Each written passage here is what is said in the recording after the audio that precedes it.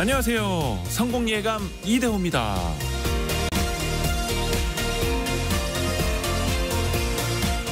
저마다 성공의 기준이 다르겠지만 성공만을 바라보며 내달리다 자신을 잃어버리는 사람이 있습니다. 성공 이후에도 만족할 줄을 몰라서 행복감을 느끼지 못하는 사람도 많습니다. 자신이 성공한 것을 자신만 모르거나 성공 이후에 공허함을 느끼는 거죠. 과정보다 결과를 중시하고 그 결과보다 더 나은 결과만을 줬다 보면 성공 이후에 더 큰 성공을 거두더라도 행복이란 없을 겁니다. 2016년 리우올림픽 펜싱 에페 결승전에서 할 수 있다를 되뇌며 기적 같은 역전 드라마를 썼던 박상영 선수는 이렇게 말한 적이 있는데요. 나는 성공보다 성장이라는 말을 더 좋아한다. 성공은 뒤에 실패가 기다리고 있지만 성장에는 끝이 없다고 말이죠. 성장하고 있다면 매일매일 작은 성공을 맛보고 있는 겁니다. 성공예감 이대호입니다. 시작합니다.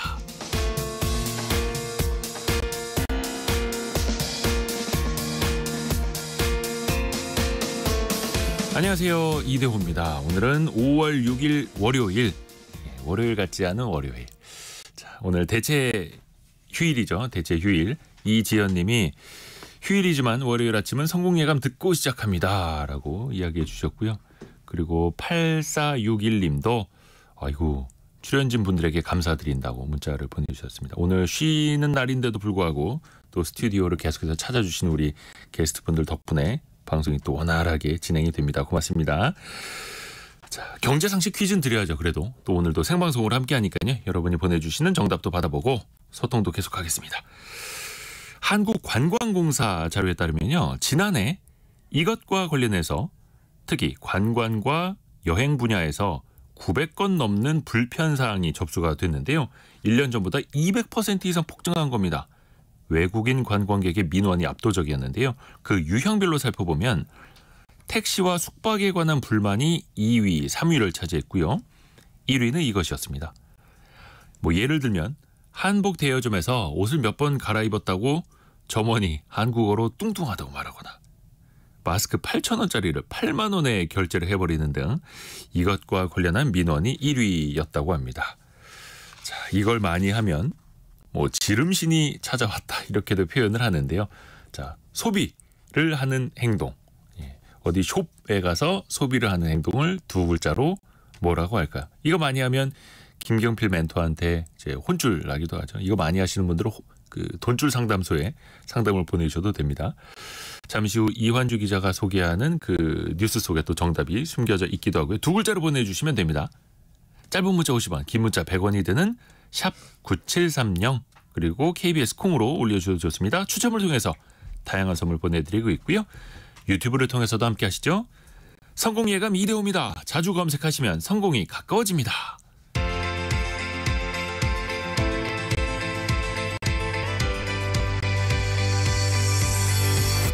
KBS 1라디오 성공예감 이대호입니다. 바가지라고 보내주시는 분들이 꽤 계시네요. 0864님은 지름이라고. 이 두 글자로 뭔가 소비를 하는 뭘 살 때 이 두 글자 어디 하러 간다 이렇게도 표현을 하시죠. 자, 오늘의 경제 뉴스 들어봅니다. 해담경제연구소 어예진 소장, 파이낸셜 뉴스 이환주 기자 함께합니다. 안녕하세요. 안녕하세요. 자, 어예진 소장이 준비한 소식은 어떤 겁니까? 네, 지난 1월에 시작한 신생아 특례 대출이 3개월 만에 5조 원 넘게 몰렸습니다. 특례 대출이 가져온 변화 짚어보고요. 미국 정부가 중국산 흑연이 들어간 전기차에도 보조금을 지급하기로 했습니다. 우리나라 전기차 배터리 기업이 한숨 돌렸는데 이 소식까지 전해드리겠습니다. 이환주 기자는요? 네, 전산망 오류 사태가 발생한 지 반년 만에 정부 24에서 또 문제가 생겼는데요. 네. 다른 사람의 개인정보가 담긴 서류가 민원인들에게 잘못 발급이 된 겁니다. 이러면서 개인정보가 유출이 됐고요. 그리고 오늘 퀴즈의 정답 들어있는데요. TV 홈쇼핑 회사들의 수익성이 점점 떨어지고 있는데 관련 내용도 정리해 보겠습니다.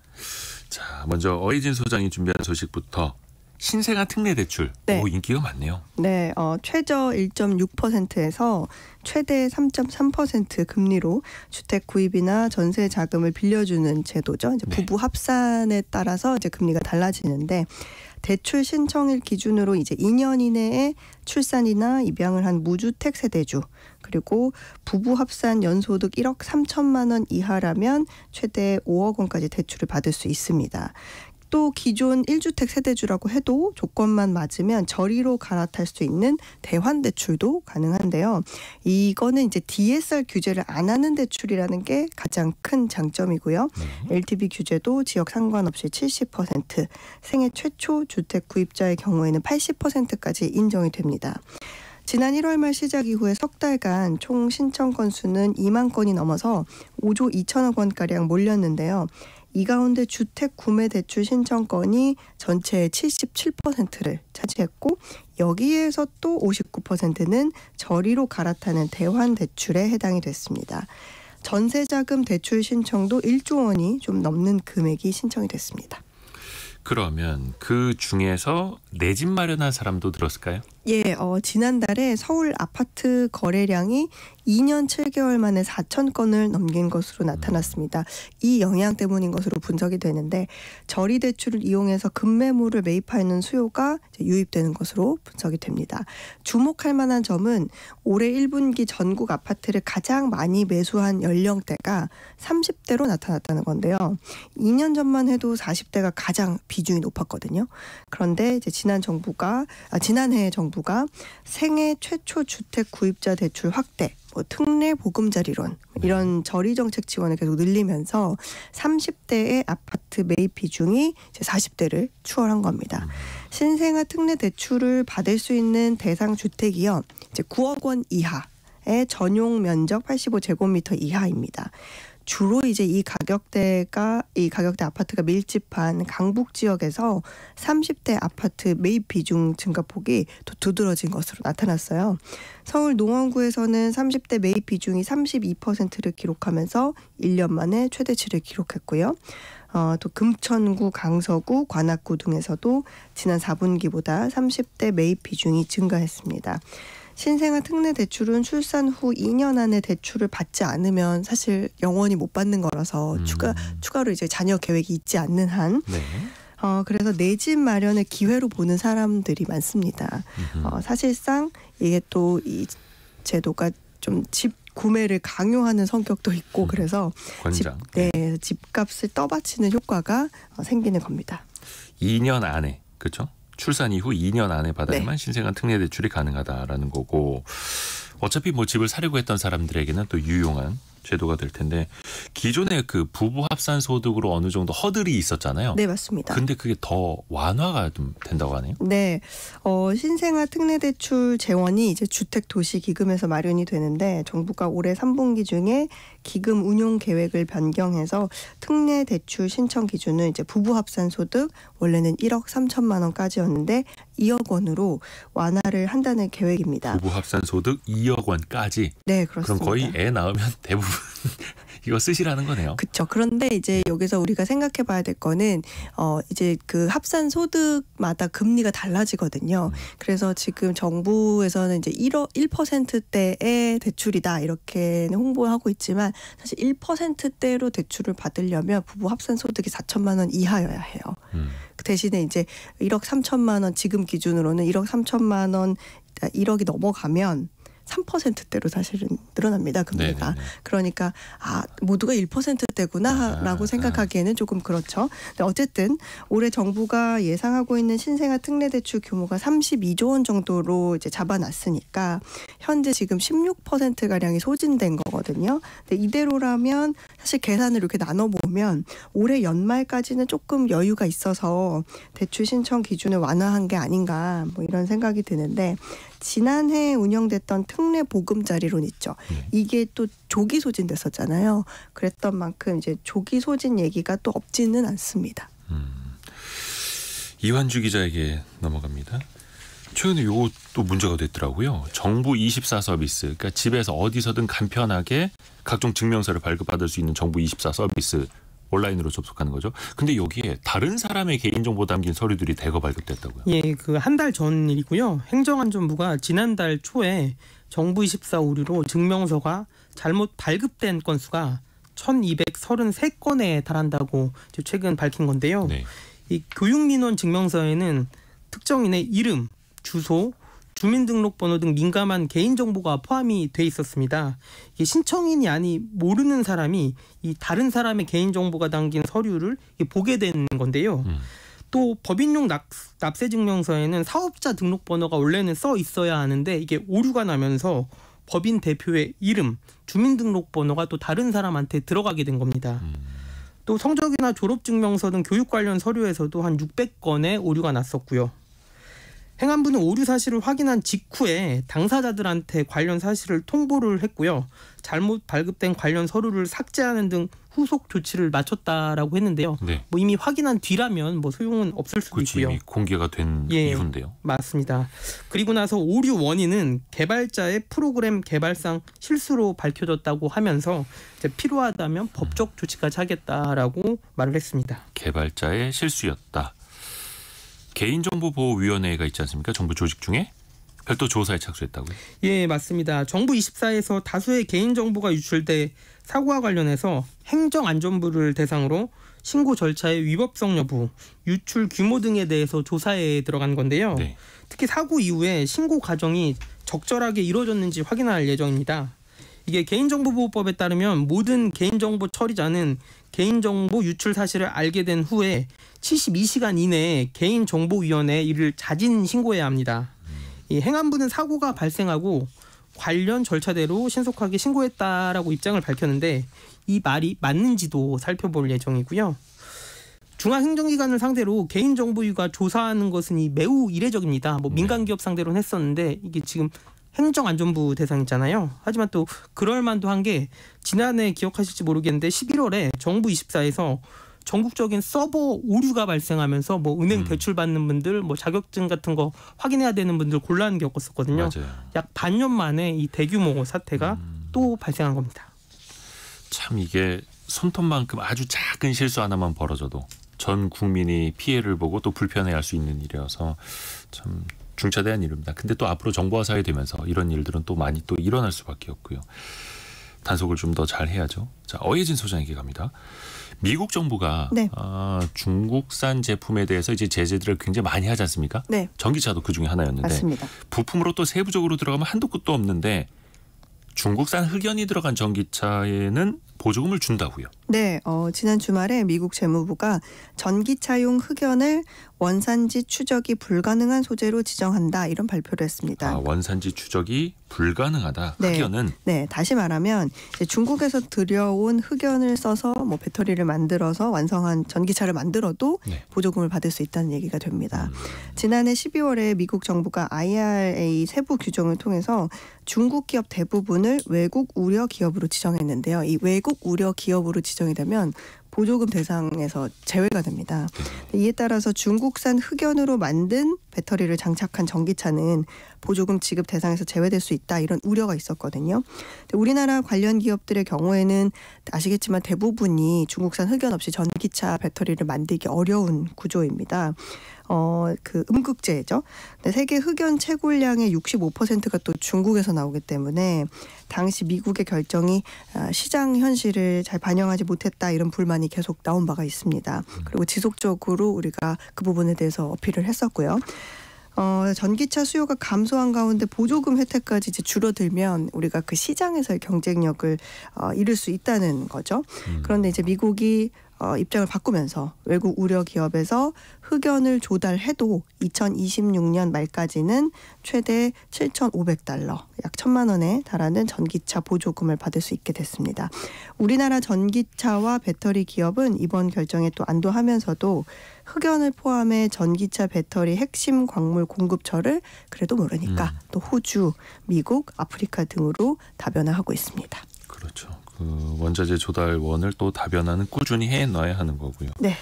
흑연이 음극재에 쓰이고 그게 배터리 셀, 모듈, 팩 그리고 전기차 이렇게 네. 가는 건데 정말로 기초 소재 아니겠습니까? 핵심 소재죠, 정말. 자, 그리고 우리나라 태양광 패널 같은 거 만드는 기업들 보면 네. 국제 시장에서 이 중국산하고 도저히 가격으로는 경쟁이 맞아요. 안 된다. 네. 굉장히 좀 그 힘든 이야기들이 이어지고 있는데요. 우리나라가 미국하고 같이 좀 힘을 합쳐서 같이 대응을 하기로 했다고요? 네, 맞습니다. 우리 정부가 중국산 저가 태양광 제품에 대해서 한국과 미국이 공동 대응하기로 했다 이렇게 밝혔습니다. 중국의 과도한 보조금에 대응할 각국 차원의 수입 규제 조치와 또 중국산보다 기술력이 뛰어난 제품을 개발하기 위한 이제 한미 간의 기술 협력이 주로 논의된 것으로 전해졌습니다. 그간 중국 정부가 정말 어마어마한 보조금을 지원해 왔거든요.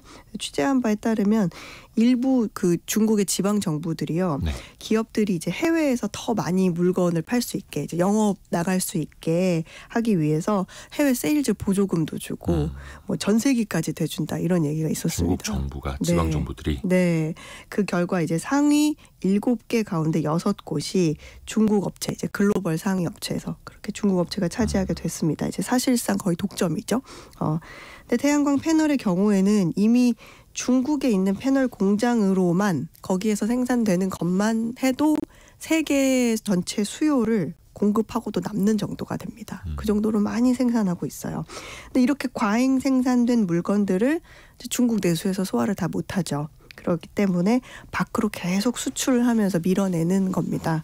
게다가 또 미국이 중국산 태양광 제품에 또 관세를 부과한 뒤로는 중국 기업들이 또 그거를 피하기 위해서 이거를 말레이시아, 태국, 캄보디아, 베트남 등 이제 4개국 위주로 통해서 미국에 또 우회 수출을 하고 있다는 사실도 한 얼마 전에 미국 정부가 실제로 확인한 바가 있습니다. 블룸버그에 따르면 바이든 행정부는 2021년 대만과 이 전담팀을 만들었는데요. 이곳의 선임 고문은 지난 3일에 만약 한국이 경제 강압에 직면한다면 우리는 할 수 있는 모든 것을 할 것이다 이렇게 언급을 했습니다. 양국이 이제 경제 안보 협력을 좀 강화하는 모양새입니다. 자, 이완주 기자에게 갑니다. 네. 그 먼저 중국 태양광 패널이 얼마나 과잉 생산이냐면요. 그 태양광 패널을 울타리나 펜스로 쓰는 경우도 있대요. 이게 가격이 너무 싸서 펜스를 세우는 것보다 태양광 패널을 그냥 수직으로 땅에 꼽아서 구조물로 쓰는 경우도 있다고 하더라고요. 너무 싸서. 예. 그래 또 그 뒤에는 중국 정부와 지방 정부들의 엄청난 또 지원이 있었던 거고 그런 기업들하고 우리가 경쟁을 하려고 하니 얼마나 힘들겠습니까? 자, 이완주 기자가 두 번째로 준비한 소식은 오늘 경제상식 퀴즈랑도 맥이 닿습니다. 두 글자인데요. 지난해 TV 홈쇼핑 회사들의 실적이 나왔어요. 한번 정리해 볼까요? 예, 지난해 CJ, 롯데, 현대, GS 등 TV 홈쇼핑 7개 회사의 영업이익이 3,270억 원으로 1년 전보다 약 40% 가까이 줄었는데요. TV 홈쇼핑 회사들의 총 영업이익 합친 겁니다. 이 5천억 밑으로 줄어든 것은 13년 만에 처음입니다. 그동안 홈쇼핑 회사들의 영업이익은 2000년대 초반부터 성장하면서 2010년에 처음으로 5천억 원을 넘어섰습니다. 이후 이제 코로나 시기 절정기 2020년에 7,400억 원까지 영업이익을 기록을 했거든요. 근데 그 다음해인 2021년부터 영업이익의 전체 크기가 감소하기 시작을 했고 수익성 지표도 나빠지고 있습니다. 홈쇼핑 회사들의 영업이익이 2021년대에는 10%로 두 자릿수였지만 지난해에는 6%대 한 자릿수로 낮아졌고요. 네. 이 TV 홈쇼핑 시장은 1990년대부터 2000년대 초반까지 황금기를 누렸습니다. 근데 이제 2010년 아이폰 나오고 갤럭시 나왔죠. 스마트폰이 보급되면서 TV 시청자가 줄고 모바일 쇼핑이 커지면서 전체적으로 줄어들었는데요. 또 OTT와 소셜미디어 등으로 TV 시청 인구 자체도 줄어들고 있습니다. 또 여기에 더해서 온라인 쇼핑사들도 라이브 방송을 일상화하고 인스타그램 등 SNS를 통해서도 인플루언서가 상품을 팔게 됐거든요. 그쵸. 그러면서 이제 TV 홈쇼핑 소유자들이 분산되고 있는 상황입니다. 실제로 지인 중에 홈쇼핑 회사에서 PD로 일하는 직원이 있는데요. 네. 현재 고객은 기존의 TV를 시청하던 중장년층이고 홈쇼핑 소유층 자체가 줄고 있어서 고민이 굉장히 큰 상황이라고 합니다. 과거에는 지금도 그렇습니다만 TV 채널 돌리다가 그 중간중간에 걸리는 상품들 보다가 빠져들어서 이제 전화를 집어들게 되고 이런 구조였는데 지금은 아마 청취자 여러분들 많이 느끼고 계실 거예요. 시대가 많이 달라졌다라는 거. 그런데 TV 홈쇼핑 회사들이 송출 수수료를 많이 냅니다. 이른바 그 케이블 회사라고 하는 SO 사업자들한테. 이거 가지고도 항상 갈등이 반복되더라고요. 예, 맞습니다. 홈쇼핑 회사들은 뭐 최근에 IPTV, 케이블 TV 운영사, 위성방송 등을 제공하는 유료방송 사업자들에게 매년 송출 수수료를 내고 있는데요. 네. 매년 이 수수료율을 놓고 줄다리기를 합니다. 지난해에는 홈쇼핑 회사들이 방송 중단을 하더라도 이 올려주기가 힘들다, 이 배수진을 치기도 했는데요. 실제로 이제 홈쇼핑 회사들과 각 유선방송 통신사들이 개별 협상을 하거든요. 그래서 롯데홈쇼핑 같은 경우에는 지역 케이블 TV 사업자에 방송 송출을 중단하겠다라고 말했다가 마지막에 극적으로 수수료 타결을 했고요. 현대홈쇼핑도 KT 스카이라이프 송출 중단을 결정을 했는데 이 정부가 그러면 안 되지 않겠냐라고 하면서 방송 중단은 막았습니다. TV홈쇼핑 7개 회사와 유료방송 사업자 간의 송출 수수료 협상은 개별적으로 이루어지는데요. 홈쇼핑 회사들이 낸 지난해 수수료는 2조 원에 육박합니다. 이 문제는 홈쇼핑 회사들이 방송 매출액이 2조 7천억 원 정도인데 한 70% 해당하는 금액을 송출 수수료로 내고 있는 겁니다. 방송 매출의 70%요? 예, 한 매출 100원 나오면 70원을 이 유료 방송 사업자들한테 내고 있는 건데요. 이 홈쇼핑 업계는 OTT나 모바일 커머스 등 경쟁사로 유료 방송 회원수가 줄어들고 있으니 이 수수료 낮춰줘야 되는 거 아니냐라고 주장하고 있습니다. 또 TV 홈쇼핑 회사들은 송출 수수료 인상, TV 시청자 감소 등 이중구 속에서 이 자체적으로 모바일에 중심을 둔 탈TV 전략도 구사하고 있는데요. 기존 방송을 유지하면서 이 모바일을 통해 젊은 층을 끌어들이겠다라는 건데요. 이것도 쉽지 않은 게 홈쇼핑은 인력이 워낙 크기 때문에 뭐 한두 명이 하는 모바일이랑 또 잘 안 맞는다라는 얘기도 있거든요. 그렇죠. 전통적으로 TV 홈쇼핑은 시청자가 좀 줄고 있고, 그런데 또 송출 수수료는 계속해서 조 단위로 내야 하고, IPTV나 케이블 TV 위성방송 사업자들은 또 고정비가 있으니 돈은 또 받아야겠고, 악순환이네요. 그래서 일단 활로는 모바일 커머스 쪽으로 뚫고 있는데 그쪽은 또 경쟁이 또 엄청 치열하고요. 파이낸셜 뉴스 이환주 기자, 해담경제연구소 어혜진 소장 함께했습니다. 고맙습니다. 감사합니다.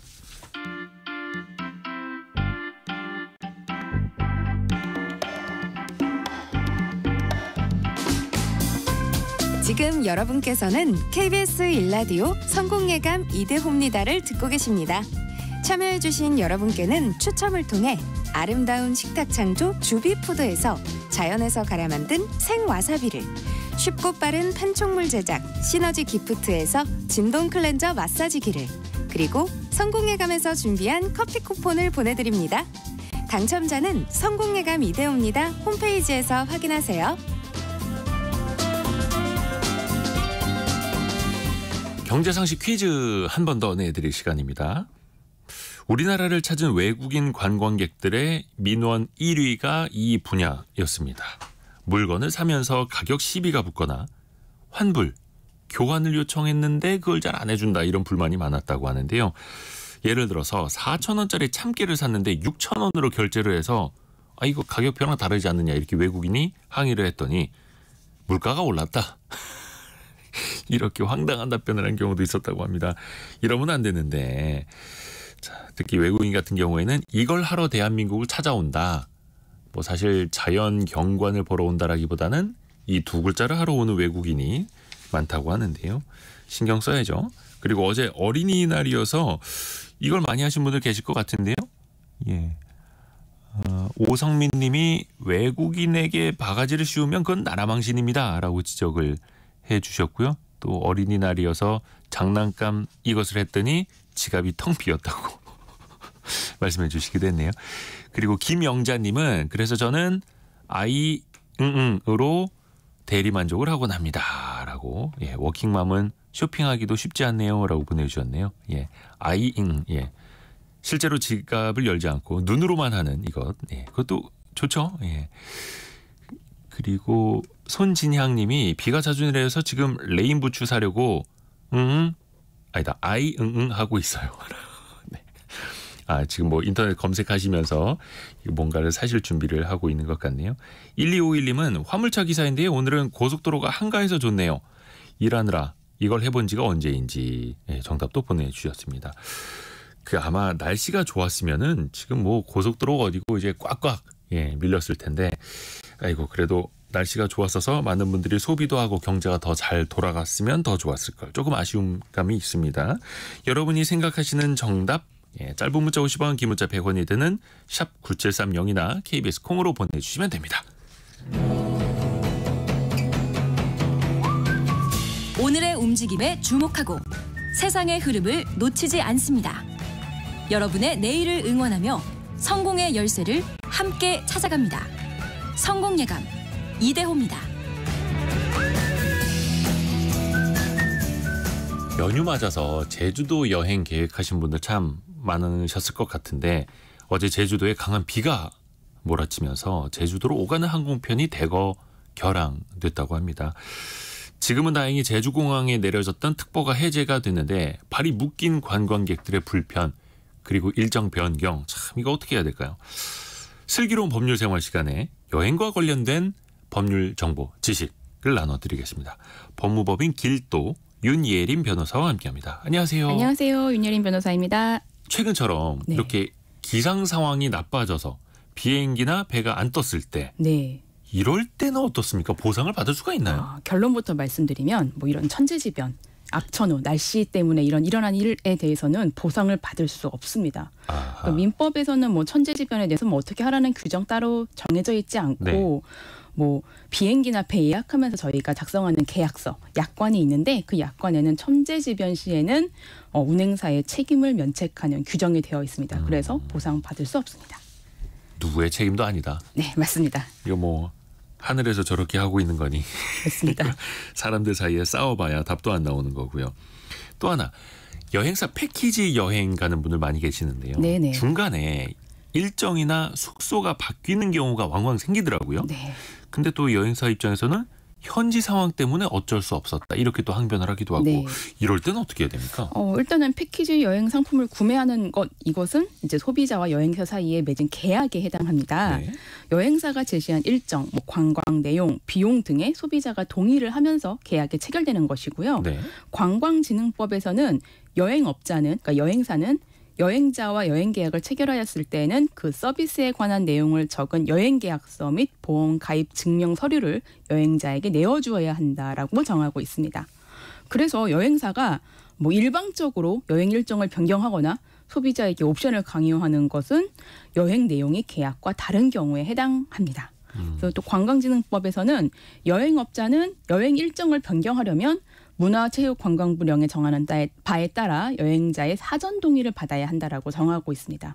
이를 지키지 않으면 등록 등 사업 계획 승인을 취소하거나 6개월 이내의 기간을 정하여 그 사업의 전부 또는 일부의 정지를 명하거나 시설 운영의 개선을 명할 수 있습니다. 좀 셉니다. 네, 규정을 지키지 않은 여행사에게 등록 취소나 영업 정지 같은 행정 처분이 내려올 수 있는 것입니다.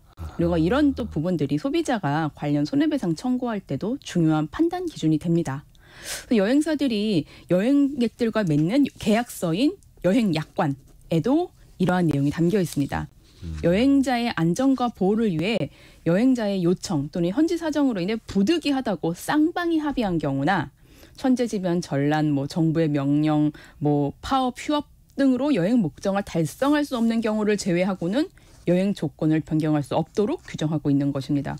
그래서 우리 소비자분들 여행 상품 계약서 작성하실 때 어떤 프로그램이 제공되는지 사전에 확인할 필요가 있습니다. 뭐 어떤 장소에서 얼마나 대기해야 하는지, 가이드 동행 여부는 어떤지 알아보고 그에 대한 설명이 계약사항에 명시되어 있는지 체크해야 합니다. 이러한 부분이 정확하게 설명이 되어 있는데 나중에 문제가 발생하면은 그에 따라서 환불이나 손해배상을 받을 수 있는 것이고, 만약에 그런 부분을 사전에 체크하지 않았다가 나중에 이제 봉변 당하시면은 소비자가 피해를 떠안게 되는 구조입니다. 그러니까 패키지 여행에서 일정 같은 걸 변경하려면 그러니까 이걸 소비자랑 합의를 해라, 서면 동의를 받아라 이런 거네요. 네네. 일방적으로 했다가 페널티를 이제 여행사가 받게 되는 거고요. 또 하나 최근에 환율이 참 높아가지고 많은 분들이 이제 부담스러워하시는데 패키지 여행 상품은 한참 전에 예약을 해놓잖아요. 맞습니다. 근데 여행사가 그 사이에 환율이 너무 많이 올랐습니다. 혹은 비행기가 바뀌었습니다. 이러면서 추가 금액을 요구하면 이거는 어떻게 해야 됩니까? 네, 아까 말씀드린 것과 같이 여행사와 여행객이 쓰는 계약서가 약관입니다. 네. 근데 이 약관이 소비자에게 너무 불리하게 작성되면 안 되니까 공정거래위원회에서는 여행업 표준 약관을 만들어서 배포합니다. 여행사들에게 이 약관에 따라서 계약서를 작성하라는 일종의 지침 같은 역할을 하게 되는 것인데요. 이 여행업 표준 약관에는 뭐 여행사나 여행자의 여행 이용, 뭐 운송, 숙박기관에서 지급해야 할 요금이 계약 체결 당시보다 5% 증감된 경우, 또는 이 여행 요금에 적용된 외화의 환율이 계약 시보다 2% 이상 증감한 경우에는 그 증감 범위 내에서 여행 요금의 증감을 이제 여행객에게 청구할 수 있도록 규정하고 있습니다. 그리고 여행사는 여행 요금이 증액되었을 때는 여행 출발을 15일 전에 여행자에게 통지해야 합니다. 요금이 5% 이상 증감하거나 환율이 2% 이상 증감하면 네. 요거는 이제 청구를 할 수 있는 거예요. 네, 맞습니다. 그리고 또 패키지 여행 같은 경우에는 최소 인원이 모여야만 출발합니다. 이런 규정들이 있잖아요. 네네. 근데 이게 최소 인원이 모일지 안 모일지 일단 나는 회사에 휴가 다 신청해 놓고 일정 다 빼놓고 준비를 하고 있는데 최소 인원이 안 모여서 패키지 여행이 취소된다. 네네. 이럴 때는 뭐 보상이 있습니까? 정말 난감한 경우가 네. 될 텐데 이 부분 또한 이제 공정거래위원회 여행업 표준 약관에 규정되어 있는 부분을 중심으로 좀 설명을 드려보면요. 네. 여행사는 최저 행사 인원이 충족되지 않아서 여행 계약을 해지하는 경우에 여행 출발 7일 전까지 여행자에게 통지해야 합니다. 여행사가 여행 참가 수익 미달로 기일 내에 통지를 하지 않고 계약을 해지하는 경우에는 이미 지급받은 계약금의 환급 외에 그 금액을 여행자에게 배상해야 되는데 이 금액은 여행 출발 1일 전까지 통지했을 때는 여행 요금의 30%, 여행 출발 당일 통지 시에는 여행 요금의 50%로 정하고 있습니다. 그러니까 7일 전까지 통지를 하면은 뭐 계약금만 이제 돌려받게 되는데 여행 출발 1일 전에 통지받으면 계약금 당연히 돌려받고 여행 요금의 30%까지 더 추가로 받을 수 있는 거고 당일 통지에는 50% 더 추가로 받을 수 있는 것입니다. 그러니까 여행사 입장에서는 최소 인원이 못 모여서 이거는 출발 못합니다. 일주일 전까지는 확정을 해서 알려드려야 된다라는 네. 거네요. 여행 예약해놓고 항상 이제 컨디션 관리를 잘해야 됩니다. 맞습니다. 여행 가서도 잘 놀아야 되지 않습니까? 근데 진짜 아파서 못 가는 경우도 있고 그럴 때는 뭐 집안에 사정이 생길 수도 있고 그럴 때는 네네. 그러면 이런 건 어떻게 해야 됩니까? 취소나 환불 규정이 따로 있나요? 네네. 이것도 이제 약관에 규정이 되어 있는 것을 대부분의 여행사들이 따르고 있는데요. 여행 개시 30일 전까지 계약 해제를 통보하면 여행사는 계약금 전액을 환급해야 됩니다. 여행 개시 20일 전까지 통지하면은 여행 요금의 10%, 10일 전까지 통보하면 15%, 8일 전까지 통보하면 20%, 하루 전에는 30%, 여행 당일 통보 시에는 여행 요금의 50%를 배상하게 됩니다. 여행객이 배상하게 됩니다. 그러니까 요 정도는 떼어야 된다는 네, 거네요. 맞습니다. 그런데 이제 여행 출발 후에 자기의 사정으로 뭐 숙박, 식사, 관광 등 여행 요금에 포함된 서비스를 제공받지 못하는 경우들도 있잖아요. 네. 그러면은 뭐 여행사에게 그에 대한 요금 환불해줘야 되는 거 아니냐, 뭐 이렇게 요청하실 수도 있는데 환급 받을 수 없습니다.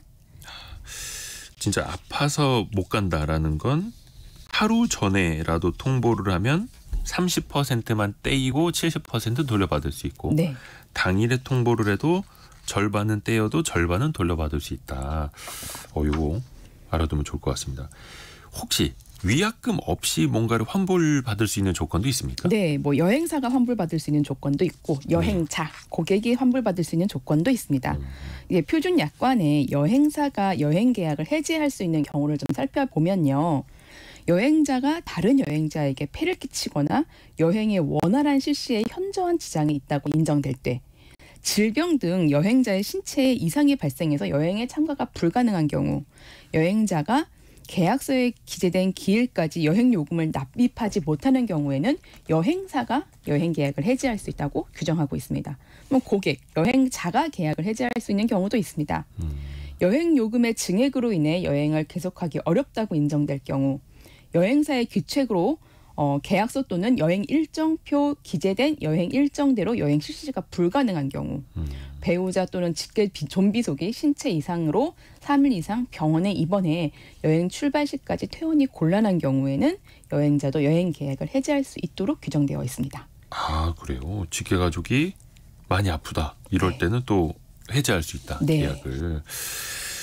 이게 규정이 있어도 만약에 여행사나 한쪽에서 취소 수수료를 과하게 요구하는 사례도 있다 하더라고요. 어떻게 대처를 해야 되겠습니까? 일단은 좀 설명을 드리면 예. 약관의 규제에 관한 법률 제8조에 보면은 부당하게 과중한 위약금을 청구하는 것은 무효라고 규정하고 있습니다. 이런 규정에 따라서 소비자원은 당일 취소라고 해도 여행요금의 100% 취소 수수료를 부과하는 계약 약관은 무효다. 이렇게 보고 있고요.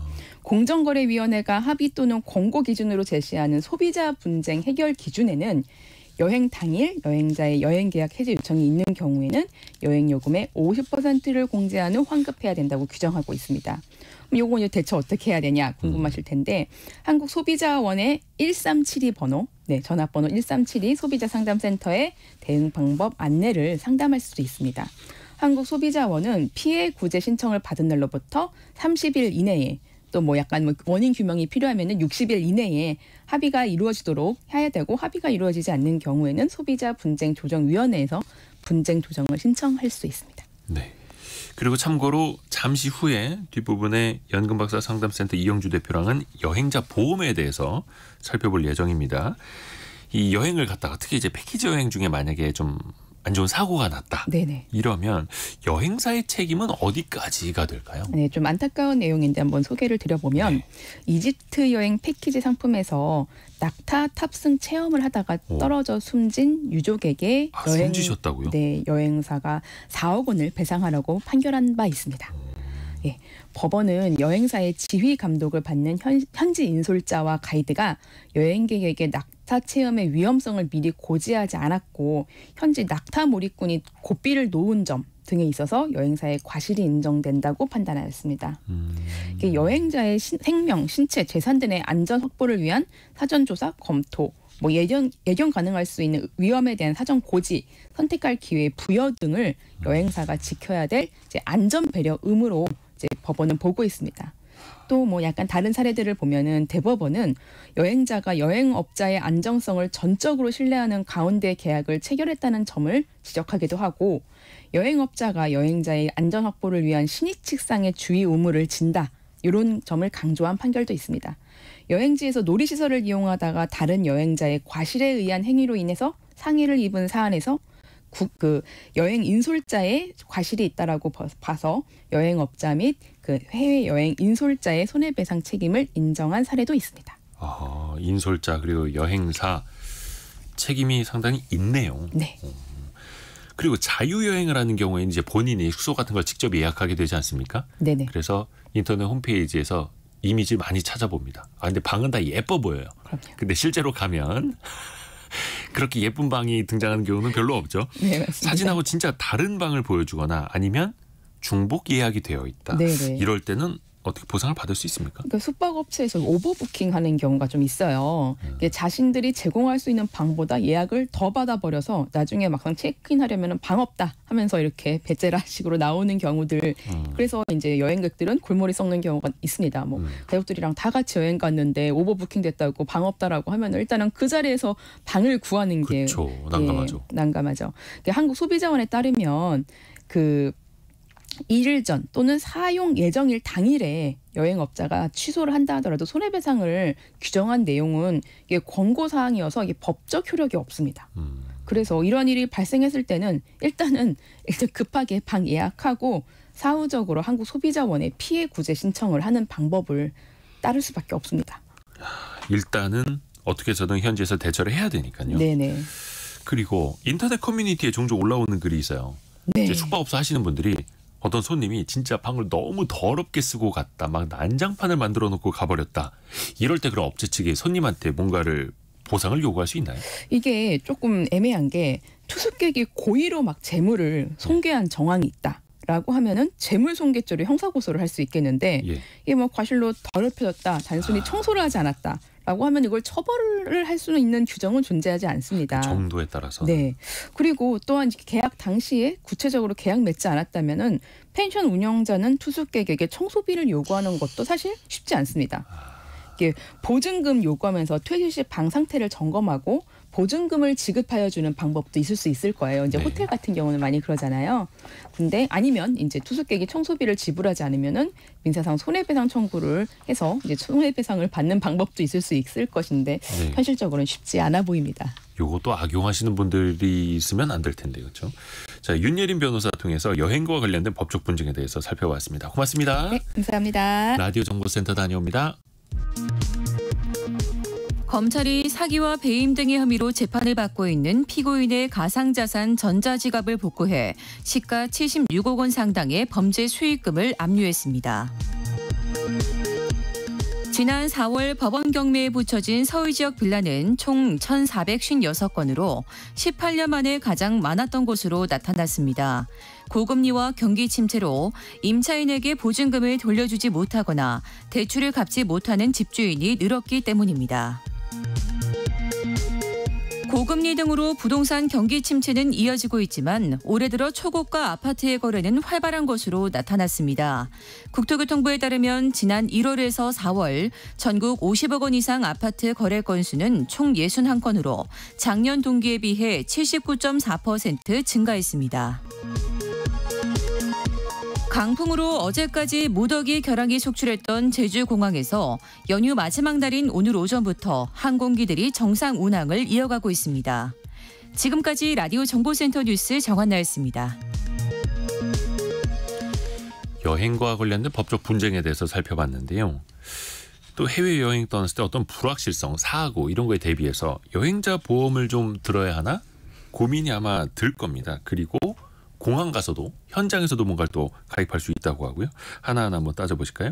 돈워리 투자백서 연금학사 상담센터 이영주 대표와 함께합니다. 안녕하세요. 안녕하세요. 이영주입니다. 여행자 보험 네. 어떻게 필요성 자체는 어떻게 꼭 들어야 한다라고 보세요? 네, 뭐 최소한은 있어야 한다. 음. 라고 보고 있습니다. 요즘 이제 5월달 되고 가을 되니까 여행 많이 가시지 않습니까? 네. 지금.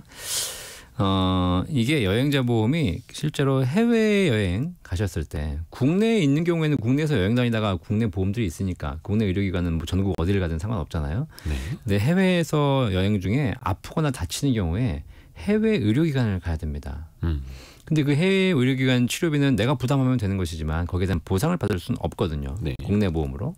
그렇기 때문에 이제 그 해외 의료기관 방문해서 여러 번 치료비가 발생했을 때에 대한 준비를 하실 필요가 있을 거고 또 여행하다 보면 소지품을 도난당하는 경우도 있잖아요. 네. 또 파손된 경우도 있고 그다음에 또 여행 중에 의도치 않게 타인에게 피해를 끼치는 경우도 있습니다. 이런 경우 발생할 수 있고요. 그다음 이런 부분에 대한 어떤 배상 책임이 발생한다거나 손해가 발생했을 때 그런 부분 보장이 필요한 거. 자, 그래서 그런 부분이 필요하기 때문에 여행을 좀 가시는 분들은 이게 사소하게 생각하시지 마시고 확률은 낮지만 그래도 당하게 되면 또 큰 피해가 발생하니까 이런 부분에서 좀 가입하실 필요는 있을 것 같습니다. 그러면 여행자 보험이 세부적으로 어디까지 어떤 걸 보장해 주는지를 좀 봐야죠. 대부분 이제 보험사별로 특약들이 거의 비슷하거든요. 예. 보시면 크게 해외 상해 의료비, 해외 질병 의료비 이런 게 있습니다. 그러니까 해외에서 상해나 질병을 당해서 병원 치료를 받을 때 거기에 발생한 비용을 실손 보상하는 우리 실비보험 잘 아시죠? 네. 발생한 병원비를 일정한 한도 내에서 실비 보상하는 것이 가능하고요. 그다음에 타인 배상 책임 특약이라 그래서 타인의 신체나 물건에 손해를 입힌 경우에 배상 책임이 발생할 수 있는데 일정한 한도 내에서 보상이 가능하고 휴대품을 파손되거나 혹은 도난했을 때 이럴 경우에 보상받을 수 있거든요. 네. 예를 들면 뭐 보상 품목 같은 경우에는 뭐 휴대전화 그다음에 노트북, 카메라, 뭐 선글라스 이런 것들을 도난 당했을 때 일정한 금액을 보상해 주는 게 있습니다. 그런데 이제 이런 경우에 분실은 안 되고요. 네. 파손, 도난 이런 경우가 해당되는 것이고요. 또 특이한 게 뭐냐면 중대사고 구조 송환 비용이라고 있습니다. 네. 사고를 당했으면 내가 움직일 수 없으니까 송환되지 않습니까? 국내에 네네. 그런 비용이 많이 드는데 그런 비용도 보장받을 수가 있고 여권 분실했을 때 재발급 비용 또 항공기나 이런 분이 지연이 돼가지고 수화물도 늦게 받는 경우 있지 않습니까? 이런 거 그다음에 식중독 보상금 뭐 전염병 치료비 그다음에 여행 중에 내 집에 도둑이 들어가지고 자택 도난이 발생하는 경우도 있잖아요. 이런 것까지 다양한 이제 특약들이 있기 때문에 본인이 선택해서 가입하실 수가 있습니다. 예를 들어서 한 달 동안 여행을 갔는데 그 집 비운 사이에 집에 도둑이 들었다. 이런 것도 손해배상을 하는 특약이 있다고요? 그렇죠. 그리고 또 얼마 전에 그 유튜브에서 봤는데 큰 사고가 나서 정말 비행기에서 그 들것으로 네. 한국으로 이렇게 들어오신 분 계시는데 정말 비용이 많이 들었다 하더라고요. 맞습니다. 네. 이런 것도 예방할 수 있다. 근데 앞부분에 얘기해 주신 것 중에 휴대전화 파손이나 도난은 보상을 해주는데 네. 그냥 잃어버린 거, 네. 분실은 보상을 안 해준다. 그렇죠. 이게 보상이 안 되는 경우를 좀 따져봐야겠네요. 일단 분실 같은 경우에는 진짜 분실한 건지 의도적으로 그냥 없애버린 건지 그럴 수 있잖아요. 역선택이라고 하거든요. 이게 네네. 보상을 받으려고 내가 의도적으로 그렇게 하는 경우가 있기 때문에 따로 파손이나 도난 같은 경우에는 보상이 되지만 분실은 보상하지 않고요. 근데 이걸 그냥 분실해놓고 도난당했다라고 신고할 수도 있잖아요. 네, 뭐 이따 얘기해드리겠지만 당한 경우에는 해당하는 서류를 또 제출해야 됩니다. 아, 현지 뭐 경찰서에서 뭘 그렇죠. 받아와야 된다든지. 네네. 그리고 신용카드라든가 뭐 지갑을 잃어버렸지만 네네. 지갑에 현금이라든가 뭐 항공권, 신용카드가 있었을 경우 이런 건 보상하지 않고요. 물품 중심으로 보상하고 있는 것이고, 그다음에 이제 해외 여행 중에서 사고나 이런 건 당할 수 있는데 위험한 취미 있지 않습니까? 뭐 스쿠버 다이빙, 스카이 다이빙, 뭐 오토바이 타는 거 이런 것들은 보상하지 않기 때문에 이런 부분들 참고해 보셔서 좀 하시는 게 좋을 것 같습니다. 또 중요한 거. 그 여행자 보험 때 내야 하는 보험료와 받을 수 있는 보험금을 네. 좀 살펴봐야죠. 보험료는 일반적으로 이제 여러 가지 차이점들이 있는데요. 보통 그냥 패키지로 가입하시는 거거든요. 뭐 1형, 2형, 3형. 뭐 기본형, 표준형, 고급형 이렇게 좀 단계가 나눠져 있습니다. 네. 자, 근데 급이 올라가면 올라갈수록 보장 금액은 커지고 대신 보험료는 비싸지거든요. 네. 실제로 이제 보장 금액을 보시면 해외 의료비가 최소 한 1,000만 원에서 5천만 원까지 한도 내로 보상받을 수 있어서 제일 고급형 비싼 걸 드시면 5천만 원까지 한도 내에서 보상받을 수 있고요. 이것도 실손으로. 실손으로 휴대폰 손해도 최저 50만 원부터 한 200만 원까지 보상받을 수 있고요. 그다음에 배상 책임도 최대한 5천만 원까지 한도 보상받을 수 있고 기타 일반적인 보상들은 대부분 다 뭐 20만 원 해준다거나 30만 원 해준다거나 이런 보장인데 그냥 뭐 내가 한 4박 5일 여행 간다. 라고 했을 때 가장 일반적인 표준형으로 했을 경우에는 보험료가 한 3만 원 정도면 뭐 그렇게 비싸지 않게 2만 원, 3만 원 정도면 충분히 가능하고 특히 젊은 친구들 같은 경우에 보험료 더 쌉니다. 그럼 1만 원, 2만 원도 가능하죠. 기본형, 표준형, 고급형. 네, 당연히 보험료도 달라지고 보장 범위도 달라지겠죠. 그렇죠. 이걸 어떤 기준으로 어떻게 선택을 하는 게 좋을까요? 뭐 특별한 위험이 없으시다면 그냥 중간급의 표준형 정도 하시는 것이 가장 그냥 합리적이라고 보여지고요. 네. 특히 이제 보험료가 좀 비싸다고 생각하시는 분들은 보험료를 줄이는 방법이 있는데 이게 뭐냐면 그 특약 중에서 네. 해외 실손 의료비라고 해가지고 해외에서 발생한 치료비를 받을 수 있는 특약은 반드시 넣으셔야 되는 것이고 다만 그 특약 중에서 국내 의료비가 포함되는 경우가 있습니다. 국내 의료비요? 네, 그러니까 해외에서 발생했는데 국내 의료 발생한 국내에서 이제 나중에 치료받을 때 그걸 보상해 주는 거거든요. 해외에서 다친 게 있는데 국내에 네. 들어와서도 계속 치료를 받아야 한다면. 네. 근데 국내 실비보험이 있으신 분들이 계시잖아요. 그렇죠. 대부분 가입하고 계시죠. 이런 분들은 이걸 중복 가입하실 필요가 없습니다. 그래서 본인이 이런 거 국내 실손이 빼시고 있는가? 그다음에 보장 금액이 뭐 10만 원, 20만 원 단위의 낮은 보상들이 있습니다. 예. 뭐 그거 보상 받으면 좋겠지만 그것 때문에 내가 이 보험을 드는 건 아니니까 그런 것 좀 제외하시고요. 그다음에 뭐 입원 일당 보장이 좀 비싸거든요. 이런 것만 좀 조절하시면 보험료를 조금 줄이실 수 있습니다. 해외 병원에서 일단 치료비가 발생을 했고 그러면 그 상황에서 나 실손보험 하나 있는데 네. 이거 갖다가 혹시 해외 병원에서 써먹을 수는 있나요? 네, 안 됩니다. 그래서 여행자 보험을 드셔야 되는 가장 큰 이유죠.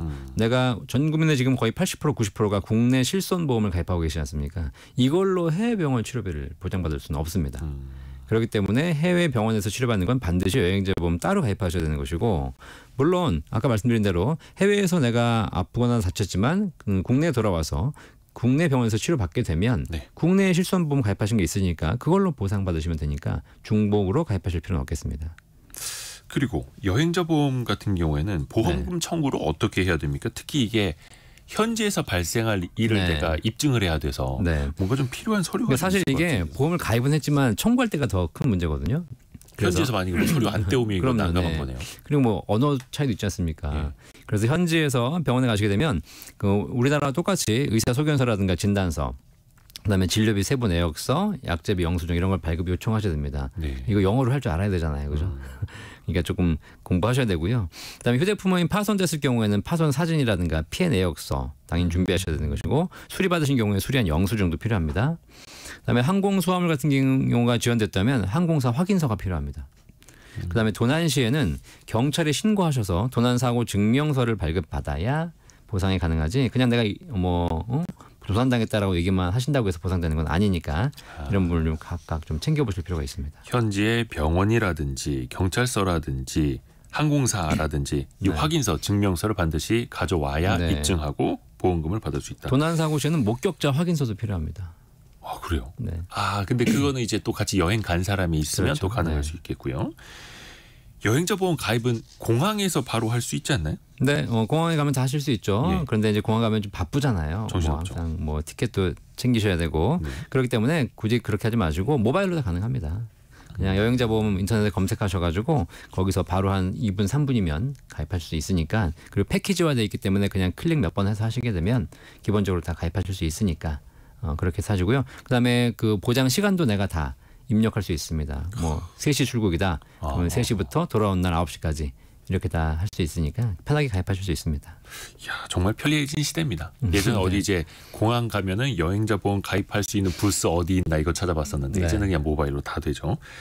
마지막으로 여행자 보험 가입할 때 특히 유의할 점 좀 정리해 주세요. 일단 그 질병 있으신 분들이 있어요. 그런 평소에 경우에 질병. 평소에 그런 경우에 해외 질병 입원 치료비 특약이 안 될 수 있으니까 네. 그건 좀 참고하실 필요가 있고요.